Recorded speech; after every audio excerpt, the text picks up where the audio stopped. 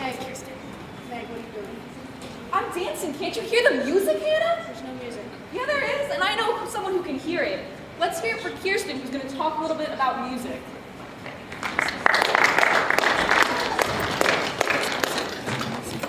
I know.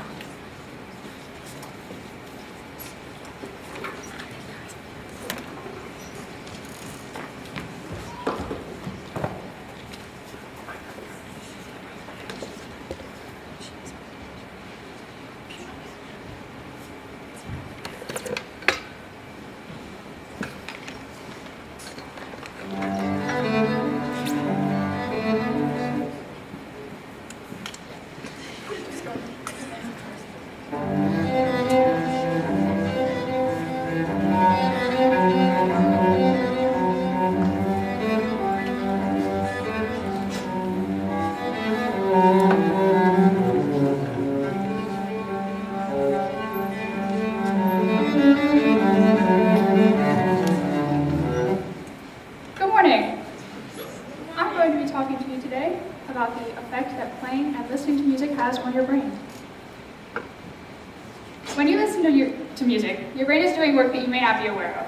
According to Daniel Levine, just by listening to that short clip, your brain had already begun to identify and analyze the key of the song, to use other sensory clues around you to associate the song with, and to make conclusions about the song that will likely determine whether or not you enjoy the song.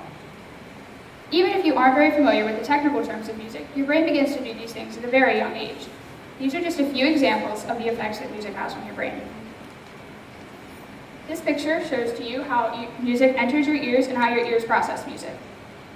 As stated in the video, The Scientific Power of Music by Mitchell Moffat and Gregory Brown, music is a combination of audio frequencies and complex patterns, which leads to a state of excitement and sometimes pleasure in your brain. As a result of this brain activation, your pupils become dilated, your blood pressure increases, and brain firings take place in the auditory, movement, and emotional regions of your brain. When you listen to music, your brain releases dopamine, which is a way of rewarding your body for listening to music, which makes you want to listen to music again. Despite differences in culture, the chemical effects of music on the brain are something that unite people all over the world. This diagram shows the different regions of the brain and what they do in relation to music. In his book, This Is Your Brain on Music, Daniel Levine says that musical activity activates almost every known region of the brain and most neural subsystems. Each region of the brain is responsible for a different part of the music playing process. The most basic process, listening to music, starts in the cochlear nuclei, the brainstem, and the cerebellum, and then moves up to include auditory cortices on both sides of the brain. Following along with familiar music requires additional parts of the brain, specifically the hippocampus and the inferior frontal cortex. Although it seems like a very basic skill, tapping your foot along with music engages timing circuits in the cerebellum. A much more complicated skill, performing music, involves the frontal lobes, the motor cortex, and the sensory cortex for things such as planning behavior and tactile feedback. The visual cortex is involved in reading lyrics. And lastly, recalling lyrics involves Broca's and Wernicke's area, which is a language center in the brain. Okay. Most people you know love music, and music seems to be something that helps us form bonds with people all over. Some people may notice that while the impact of music on culture is universal, music itself does not actually serve an evolutionary purpose. So why has music survived this long? The answer lies in our brain chemistry. Michael D. Lemonick explains that music engages the same parts of the brain that are involved in things such as decision-making and processing emotion. These are things that are very important to our daily lives. Music also leads to activity in the nucleus of humans, which is the same part of the brain that releases dopamine during activities that are essential to the survival of the human race, such as eating.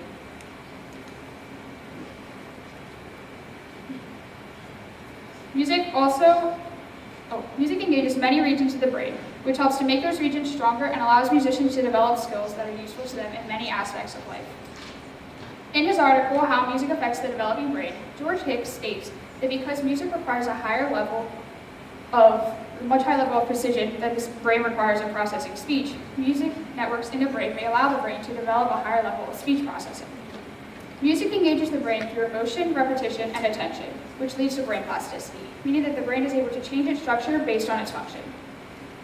According to Beth Cooper, one study shows that as a result of 3 or more years of musical training, students tested better in auditory discrimination abilities, fine motor skills, vocabulary, and nonverbal reasoning. Aside from just practical reasoning skills, music also serves as a great inspiration for creativity.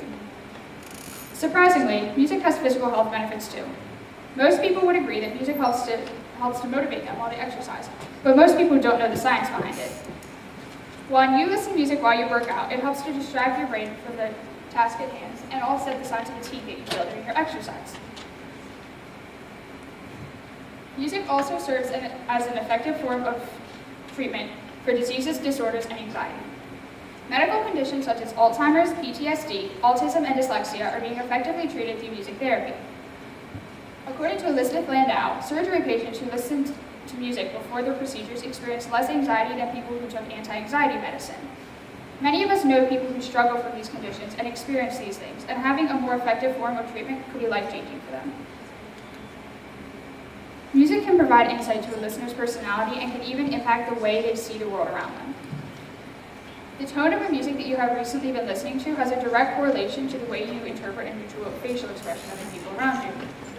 Obviously, if you have been listening to happy music, you're more likely to interpret the facial expressions of people around you in a positive way. The same goes for sad music, which is why listening to slow, depressing songs when you're upset is not a good idea. You all probably know this, and you all probably do it anyway. Because music engages so many parts of the brain, it also helps to stimulate both brain hemispheres simultaneously. According to Anita Collins, music helps to increase the volume of the corpus callosum, which serves as a bridge between the right and left hemispheres. This could allow musicians to solve social and academic problems more effectively and creatively, in addition to improving executive functioning and memory skills. Similar to what Collins says, Daniel Wheaton states that musical training seeks to shift parts of musical processing from the right hemisphere to the left hemisphere. This occurs as musicians begin to discuss music using linguistic terms. So what does this mean? This means that music serves as a link between logic and creativity, and musicians are able to find practical uses of the link between the two hemispheres. You now know how powerful the effects of music on the brain are, but it may not yet be clear how to utilize these effects. The answer is through music education. Despite the fact that music is not considered a priority in most schools, music education is very important. As stated by Blake Madden in a report called The Arts and Achievements in At-Risk Youth, finding from 4 longitudinal studies, students from low socioeconomic standing who receive education in music have improved life prospects and are more likely to earn advanced degrees than students of the same standing who have not received any education in music. As reported by Elizabeth Landau, a study by Christopher Johnson shows that students from schools with high-quality music programs score 22% higher in English and 20% higher in math than students in schools with poor-quality music programs. There are many abilities that everybody has naturally, but music helps to enhance these abilities and allow musicians to do better in the long run. Music helps to improve language processing and mathematical skills such as proportions, ratios, fractions, and patterns.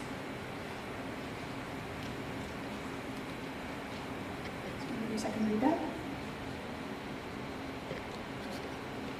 I'm not saying that you all should go out tomorrow and learn a new instrument or join the music department, although that would be great. What I am saying is that you all should keep an open mind, and maybe the next time you listen to music, think a little bit more about what's actually going on inside your head. Thank you.